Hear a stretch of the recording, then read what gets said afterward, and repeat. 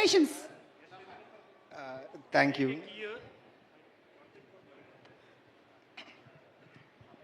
So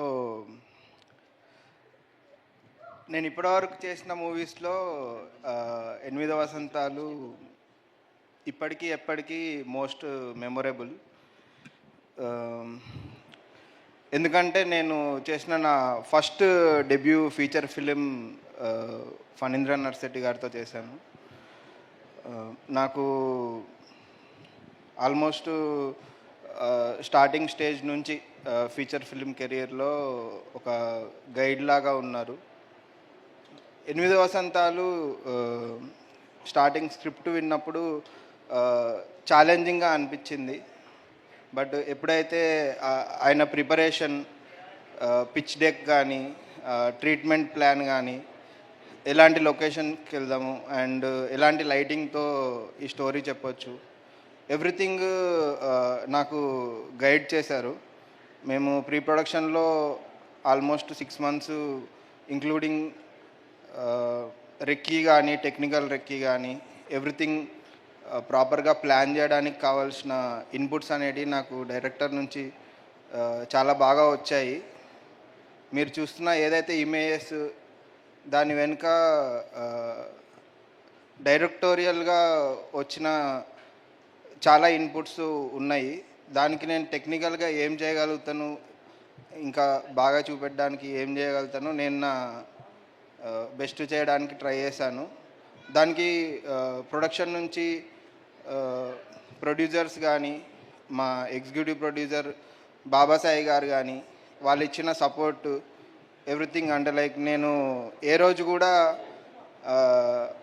తగ్గేదేలే అన్న సిచ్యువేషనే ఉండే, అంత సపోర్ట్ ఉంది. ఏ రోజు కూడా మీరు ఇలా చేయండి అలా చేయండి అని ఏ రోజు ఇబ్బంది ఏం పెట్టలేదు. అన్నీ బాగా అయినాయి. అంటే లైక్ నాకున్న వర్క్ ఎక్స్పీరియన్స్లో ఇది one of the greatest experience అని నేను అనుకుంటున్నాను. అండ్ షూటింగ్ వచ్చేసి హైదరాబాద్లో స్టార్ట్ చేసాము.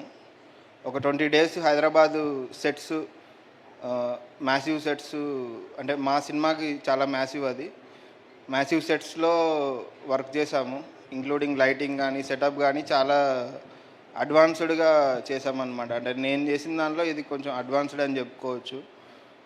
దాని తర్వాత 42 days ఊటీలో షూట్ చేసాము.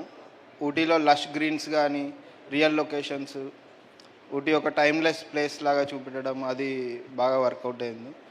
అండ్ దాని తర్వాత కన్యాకుమారి, వారణాసి, ఆగ్రా, ఇట్లాంటి ఐకానిక్ లొకేషన్స్లో మేము షూట్ చేసుకోవడానికి కావాల్సిన ఏర్పాట్లు చేశారు ప్రొడక్షన్ వాళ్ళు. దానికి చాలా థ్యాంక్స్ అండి. And my production designer Aravind Moole and my costumes Sumaya గారు కానీ, everybody did a wonderful job. ఎందుకంటే కెమెరా పెడితే అది నా ఒక్కరి వర్కే కాదు, ఫ్రేమ్ పెట్టడానికి కానీ, దానికి కావాల్సిన బ్యాక్గ్రౌండ్ వర్క్ కానీ, యాక్టర్స్ వేసుకునే కాస్ట్యూమ్స్ కానీ, ఎవ్రీథింగ్ ఎఫెక్ట్ చేస్తుంది. మూడ్, మనము ఎలాంటి వెదర్ కండిషన్స్లో షూట్ చేస్తున్నాము, మేము ఓన్లీ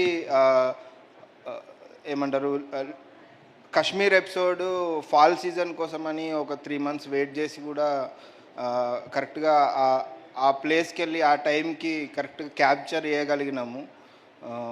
అది కూడా చాలా మంచి ఎక్స్పీరియన్స్. వారణాసి కూడా చాలా గ్రేట్ ఎక్స్పీరియన్స్. రియల్ లొకేషన్స్లో షూట్ చేసాము. అంటే లైక్ రియల్గా పీపుల్ మధ్యలో షూట్ చేసాము.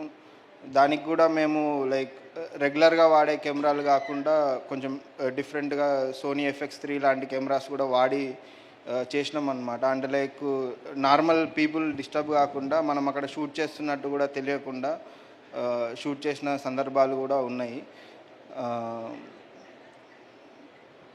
యా, అంతే అండి. థ్యాంక్స్. అంతే. ఎప్పుడు కెమెరా వెనకాల ఉండి ఇంత మాట్లాడతారని తెలియదు. మేమిద్దరం కలిసి ఒక మూవీ వర్క్ చేస్తున్నాం, ప్రేమంటే అని. అందులో నేను ఇంత మాట్లాడడం వినలేదు. ఓవరాల్గా వచ్చేసినట్టున్నాయి మాటలన్నీ. Thank you so much. మిమ్మల్ని చూసే మెల్లగా నేర్చుకుంటున్నాను. థ్యాంక్స్, చాలా thanks. Very bad. Okay, so ఈ